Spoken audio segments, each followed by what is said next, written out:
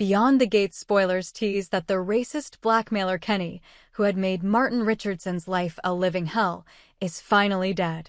And yet, death rarely means peace in a town like this. If anything, it sets off a new chain of consequences, buried grudges, and secrets rising like oil through water. 2 years ago, it all began with a flat tire. Martin Richardson and his grandfather, Vernon Dupree, were stranded on a rural stretch of road when Kenny and his brother came by. What could have been a simple offer of help turned into an ugly confrontation. Racial slurs, threats, and then violence. Kenny's brother made the mistake of laying hands on Vernon. Martin intervened. One push, one impact with a rock, and a life ended. Martin didn't run. He called the police. Said it was self-defense. The investigation cleared him legally, but morally? Spiritually? The town remembered. And so did Kenny. At first, Kenny stayed quiet. Vernon paid him off, not to buy guilt away, but to buy peace.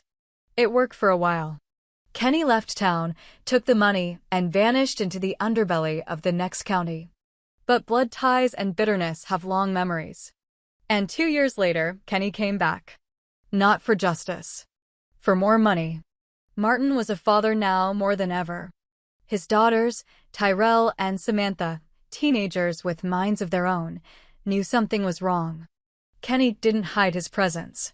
He stalked the edges of their school. Sent cryptic messages. He even made sure to be seen talking to Tyrell outside a gas station just long enough for rumors to start. Vernon wanted to handle it quietly again, just like last time. A payoff. A final check. But Bill Hamilton intervened. Bill wasn't a man of nuance. He saw the rot, and he wanted to cut it out. To him, Kenny wasn't just a threat, was an infection. And paying him meant feeding the disease. So Bill offered a solution. A permanent one. No more blackmail. No more Kenny. Vernon resisted at first. He wasn't a killer, not anymore. But Bill pushed. He painted a vivid future where Kenny kept coming back year after year, digging deeper into their lives, poisoning Tyrell and Samantha with stories, twisting them against Martin. Eventually, Vernon gave in, not with words, but with silence. He didn't say yes. He just stopped saying no. That was all Bill needed. Kenny was found dead behind the old rail yard 3 nights later. Single shot to the chest. No surveillance. No witnesses. Official cause, unknown assailant. But unofficially, everyone had theories. None of them involved Bill Hamilton. He was too careful. Too methodical. But someone had to be blamed. And someone had to want justice. That someone was June. June, Kenny's mother, was not a woman people feared. She was quiet. A fixture at the town laundromat. Never remarried after her husband died. She buried one son 2 years ago, and now the second. But grief changes people. It hardens them. Warps them. And June, fueled by sorrow, started asking questions. She didn't know the game. But she learned fast. She visited the sheriff's office under the guise of dropping off cookies. She overheard. She took notes. She walked through her son's apartment with a phone hidden in her pocket, photographing anything that might hold a name. Eventually, her trail led to Vernon. The hospital bills. The mysterious payments. She connected the dots. But she had no proof. So she did what no one expected. She broke into Bill Hamilton's office. It was late. The building empty. She wore gloves. Brought a flashlight. Looked for anything: ledgers, old emails, documents. She found a locked drawer. A receipt from a private security contractor. Dated the week Kenny died.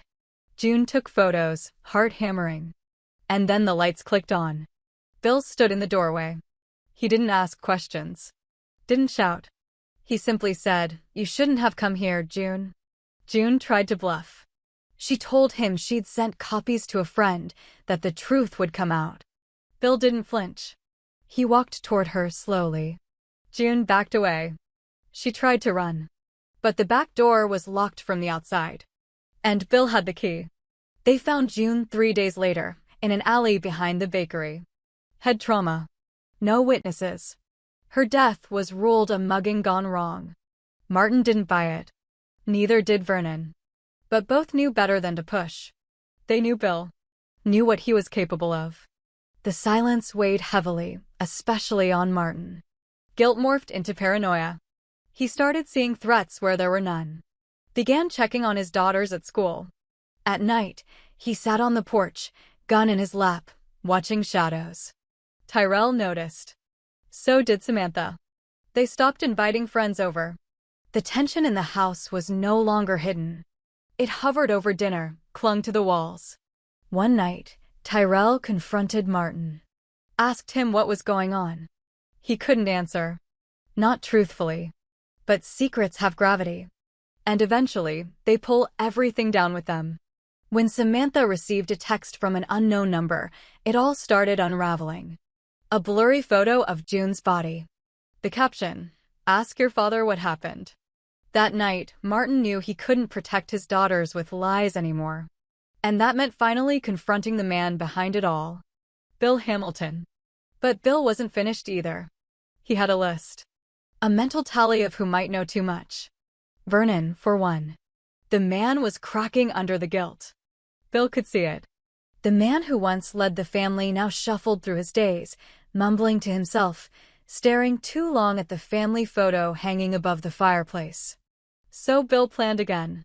He didn't like loose ends. What he didn't expect was Martin turning first. Martin showed up at Bill's home. Alone. No warnings. Just rage and resolve. He demanded answers. Demanded peace. Bill, as always, remained calm. Denied everything. Smiled. Told Martin he was protecting his family. That Kenny was a disease. That June was collateral damage. Martin punched him. Blood on Bill's lip. For the first time, the mask cracked. He struck back. A struggle ensued. Furniture overturned. A gun drawn. But before anything permanent happened, Vernon appeared. He had followed Martin. Knew where this would lead. And this time, he didn't stay silent. He confessed. Everything. From the first payoff to his silence before Kenny's murder. To the second silence before June. He begged Martin to stop. To walk away before the cycle claimed another soul. Martin lowered the gun. But he made a choice. He went to the police. Not with physical evidence. But with the truth. It sparked an investigation. Slowly. Quietly. The sheriff, long suspicious, opened the old cases. Anonymous tips surfaced. Then came the contractor's record, the ones June had photographed and sent to an email she created before her death. Bill Hamilton was arrested. Not immediately. Not dramatically. But inevitably. Tyrell and Samantha watched their father return to something resembling peace. Martin, no longer shackled by guilt, began to rebuild. But trust, once broken, never fully heals. And Vernon? He sold the house. Moved to a small cabin upstate. Alone. To reflect. June was buried beside her sons. And for the first time in years, the town exhaled. But behind every closed door, whispers remained. About how justice came late. About how silence can kill. And about how sometimes the most dangerous people wear familiar faces. The gate hadn't closed. It was just waiting for the next one to open. The trial against Bill Hamilton unfolded with the quiet fury of a storm gathering force. It wasn't a public spectacle at first. It started with whispers in courthouse hallways, journalists watching from a distance, and police interviews that left doors half open. But the accusations were sharp and the evidence, while circumstantial, painted a picture too vivid to ignore. Vernon Dupree was called to testify. He sat on the witness stand, older than he had ever felt, recounting every moment he wished he could forget. He spoke of Kenny's return, of the money, of the tension that clawed at the walls of his home. He stopped short of naming Bill directly as the man who gave the final order, but his silence on that point was louder than any confession. Martin Richardson followed. His testimony was measured, but beneath the calm was a tremble. He spoke of his family's fear, of the night his daughter received the text message, of the breakdown that followed. He refused to label himself a victim, but he made it clear someone had torn his family apart. And that someone had walked freely for too long. Tyrell and Samantha were kept out of court, but their lives bore the ripple effects. Tyrell turned inward, struggling to make sense of a world where people died for silence. She journaled compulsively, filling pages with thoughts she wouldn't speak. Samantha, on the other hand, became louder. She challenged her teachers, questioned authority, grew fierce in debate. The death of Kenny and June had ignited something in both sisters: a refusal to be blindsided again. In the shadows, other names began surfacing. People Kenny had dealt with. People who might have known about Bill's methods. One name that kept appearing was Daniel Humes, a retired deputy who now ran a private security firm, the very same one that provided the now infamous receipt June had uncovered. Investigators put pressure on him. He cracked faster than anyone expected. Not because of guilt, but because he realized the walls were closing in. Humes testified that Bill had contacted him not once, but twice. The first time, to provide intel on Kenny's movements. The second time, a veiled request: make sure he's not a problem anymore. That line, delivered under oath, shifted the entire trial. Bill's defense team tried to dismiss it as misinterpretation. But the jury didn't blink. The most unexpected turn came when June's sister, Claudette, stepped forward. She had been the silent recipient of June's final message, a backup email with photos and a single sentence: "If something happens to me, it was him." Claudette had kept the file, unsure what to do with it. When the trial began, she handed it over to prosecutors. The image of the security receipt, dated and stamped, along with metadata matching the night June died, became the final nail. The verdict was swift: guilty. Bill Hamilton was sentenced to life in prison without parole. For the first time in years, the town breathed easier. But justice did not come without its own costs. Vernon retired into full solitude. He refused to see visitors, even Martin. He sent birthday cards to Tyrell and Samantha, but never signed them. The guilt he carried was too sharp to share. He lived out his days in the cabin by the lake, slowly slipping into silence. Martin took time to rebuild. His daughters were his focus.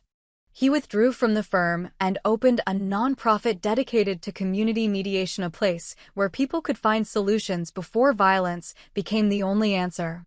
It was therapy for him, and slowly, for the people he served. Tyrell graduated early and applied to journalism programs. Her goal wasn't fame. It was truth. She wanted to tell stories that matter, the ones people tried to bury. Samantha found her way into activism. She organized a local memorial for June and Kenny, not to erase their flaws, but to acknowledge their pain. Hundreds showed up. As for Claudette, she didn't return to her old life. Instead, she moved into June's home and transformed it into a community-safe space. She called it the Gatehouse, a quiet nod to everything lost and learned. But the silence left by Bill's fall didn't erase everything. There were still those who had benefited from his power. Quiet figures who had turned their eyes away while he made others disappear. Some still sat on town councils. Others ran businesses. They watched the trial, took note. And though they smiled in public, they began clearing their records. Deleting emails.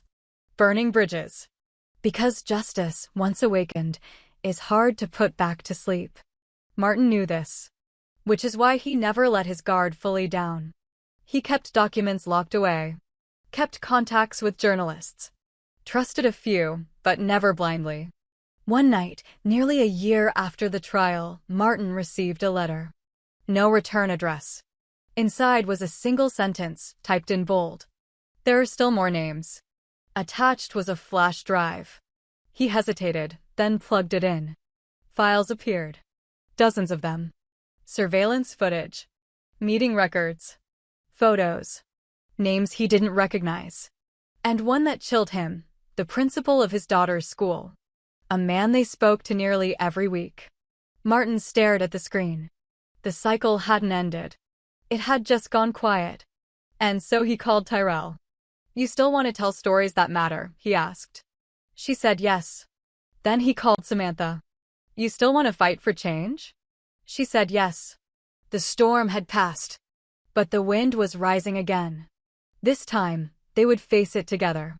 Because once you've gone beyond the gates, you never forget what's behind them.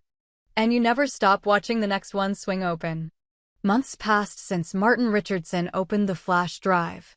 Since that night, he had tried to make sense of everything: the names, the meetings, the unspoken power structure that stretched beneath the town's polished surface. What he discovered wasn't just remnants of Bill Hamilton's influence. It was a machine, deeper and more sprawling than anyone had guessed. The principal whose name appeared in the files had been working quietly with a network of men who positioned themselves as moral guardians. Their goal: maintain control through fear, silence, and favors. Kenny, as volatile as he was, had been part of that machine. So had Bill. When one piece fell, the others adapted. Martin faced a decision. Take the files to the authorities and risk another slow, corrupted processor go public. He chose the latter. With Tyrell's help, they compiled the contents of the drive into a report. Dates, names, supporting documentation. Tyrell wrote the exposé, sharp and detailed, with Samantha consulting on legal risks. They launched the story online through independent networks, bypassing local news outlets entirely. Within hours, the town buzzed. Within a day, the wider region caught wind. The backlash was immediate. Some praised them. Others called them liars. But the fire had been lit. Investigators arrived within the week, this time from the state level. The principal was suspended. Another councilman resigned. A local judge was placed under review. Martin was offered interviews, podcasts, op-eds. He refused them all. He didn't want to be famous. He wanted accountability. At the gatehouse, Claudette expanded operations. It became a gathering point for those once afraid to speak. People from neighboring towns shared their own stories. Victims who had been silenced by networks of intimidation and loyalty. Some stories echoed Martin's. Others were worse. The town changed, but not without cost. Martin began receiving threats. Slashed tires. Graffiti on the community center. One night, someone threw a brick through his window with a note that read, "You'll regret this." But he didn't stop. Vernon, watching from afar, wrote Martin a letter. It was shaky, short, but clear. "You're doing what I never could. I'm proud of you. Keep going. Don't let silence win." Martin framed it. Then came the final twist. An anonymous package arrived at the gatehouse. Inside was a hard drive, older, dust-covered. Claudette brought it to Martin. When they opened it, they found surveillance footage from over 10 years ago. Faces they hadn't seen in years. One was Kenny's older brother. The other, shockingly, was Bill Hamilton, younger, but unmistakable. And the footage showed something they didn't expect: the two men together, laughing, shaking hands, exchanging something in an envelope. The footage raised a question that shook Martin to his core. Had the fight on the roadside been random? Or orchestrated? The implications tore open every assumption. What if the confrontation 2 years ago was set in motion long before? What if Bill had been grooming the conflict to justify eliminating certain players? What if Kenny's brother had been disposable from the beginning? Martin shared the footage with state authorities. They launched a deeper investigation into Bill's past, and slowly, patterns emerged. A series of deaths across 2 decades, each ruled accidental or self-defense, all tied to people who had once opposed Bill Hamilton's plans. The narrative shifted again. Bill wasn't just a reactionary. He had been playing chess for years. The revelation rocked the state. More arrests followed. Committees formed. The local district attorney stepped down amid pressure. A reform task force was assembled, and Martin was offered a seat. He declined. He chose to remain on the ground with his daughters, with Claudette, with the people still healing. He spoke only at one final public forum, standing under a tree in the park, hundreds of faces before him. "We thought justice meant a trial. That peace came when a bad man went to prison. But this wasn't one man's doing. It was years of silence. Fear. Favor. We all played our parts, some big, some small. But from now on, we don't look away. We don't whisper. We speak. The applause wasn't thunderous. It was quiet. Earnest. Afterward, Martin walked home with Tyrell and Samantha. They didn't talk about the past. They talked about the future. About what kind of lives they wanted. What kind of people they refused to become. In the months that followed, the town began to reflect those intentions. New elections were held. More women, more people of color, more survivors stepped into leadership. The culture didn't flip overnight. But change, real change, took root. 1 year later, on the anniversary of June's death, Martin, Claudette, Tyrell, and Samantha unveiled a memorial garden at the gatehouse. It wasn't just for her. It was for everyone who had been buried by silence. The final plaque read, "Let no truth rot in the dark. Let no name vanish without justice." And beneath it, smaller, "We remember. We rebuild. We rise." The gates that once held secrets now open to light. And this time, they stayed open.